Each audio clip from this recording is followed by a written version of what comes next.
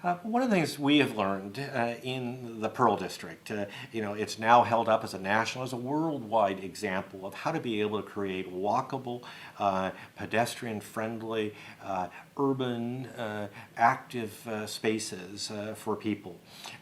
But our developers started off very anxious about whether or not they would have interest from the buying public in what they were developing. What they found, however, was just the opposite, that they could not meet fast enough those interests from the public. In fact, buildings that usually would go on a sale of units partway, most of the way through construction, were having to take people's names beforehand who wanted to be in on finding their own space in that building before they even broke ground. And that pent-up desire for a different lifestyle is really driving this. Clearly, the quality of those buildings, the need to be able to have attractive spaces, to be able to have the spaces between the buildings be equally attractive, to be able to have a community really created was what, in fact, our citizens really wanted.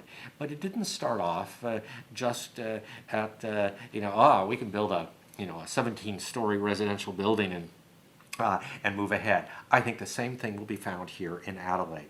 As I speak with developers, they recognize that this is a new product. This is not something that is yet here, maybe in Melbourne, maybe in Sydney, and certainly other parts of the world, but it is new here.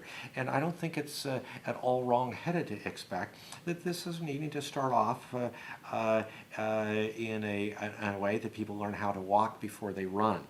And I think that is seen. I even see in the neighborhood in which I'm staying today, down in Unley, starting to be able to see some of the infill. That's that's 2 and 3 stories, maybe not as much as one could hope for to be able to really create vibrant communities, but it's a lot of difference from where things are.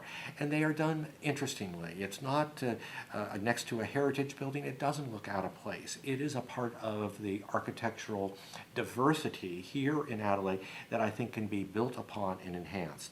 I might also say that it's very important, again, to be able to have the design of buildings, the new, taller, more dense units be really of that highest of quality. But you don't want everything to look the same. You don't want it all to be just tall buildings. The interspersing of different shapes, different sizes, is a part of what really produces the diversity that makes for interesting places.